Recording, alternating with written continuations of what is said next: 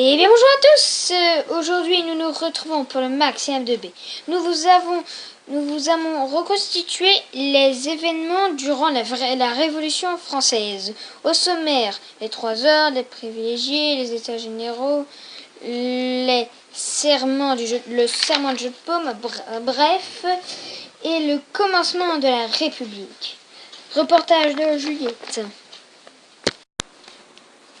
En 1789, il y a 3 ordres. Le clergé, ceux qui prient, la noblesse, ceux qui font la guerre, et le tiers-état, ceux qui travaillent.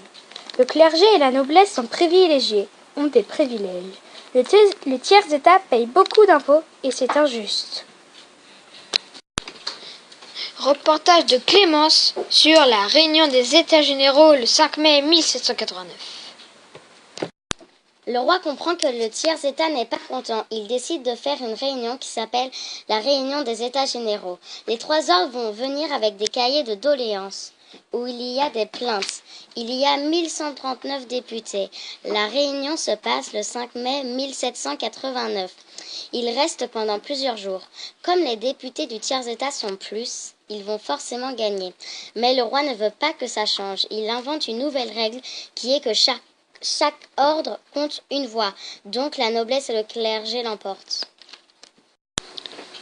Reportage de Jonas sur le serment du jeu de paume.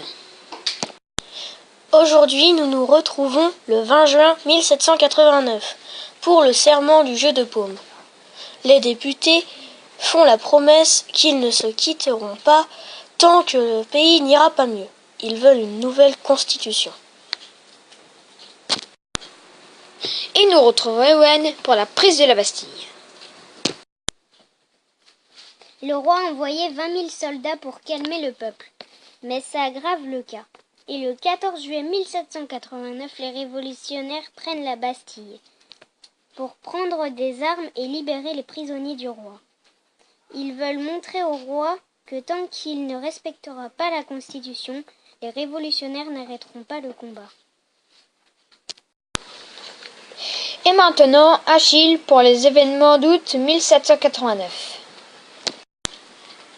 L'abolition des privilèges le 4 août 1789, c'est-à-dire que les hommes sont égaux.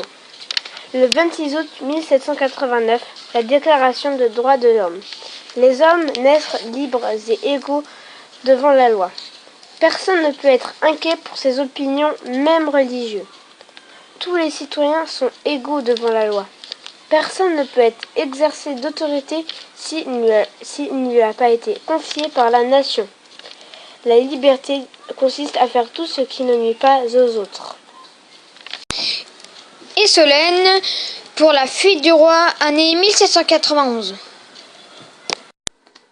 Le roi tente de s'enfuir en juin 1789 pour aller demander au roi d'Autriche, qui est le père de sa femme Marie-Antoinette, une armée pour récupérer son trône. Mais il s'arrêta pour manger à une auberge. Quand il est l'heure de payer, l'aubergiste reconnaît son visage, grâce aux pièces de monnaie. L'aubergiste alla dire aux sans-culottes que le roi est dans son auberge. Il se fait arrêter à Varennes le 10 août 1792 et jugé guillotiné le 21 janvier 1793. Et maintenant, nous retrouvons Taina qui va nous parler de la Terreur et de Robespierre. La Terreur. La période commence le 5 septembre 1793 et se termine le 27 juillet 1794. Robespierre prend le pouvoir. Il guillotine tous les ennemis supposés de la Révolution. Puis, le 28 juillet 1794, Robespierre a été guillotiné car le peuple n'en pouvait plus. La terreur est finie. En 1793, Olympe de Gouges, qui défendait les droits des femmes, est guillotiné. Et nous finissons avec Timon sur la proclamation de la République. La guerre éclate le 10 août 1792 entre la France, l'Autriche et la Prusse. Le 20 septembre, à Valmy, la Marseillaise est écrite pour donner du courage à la France. La France finit par gagner la guerre. C'est la proclamation de la République.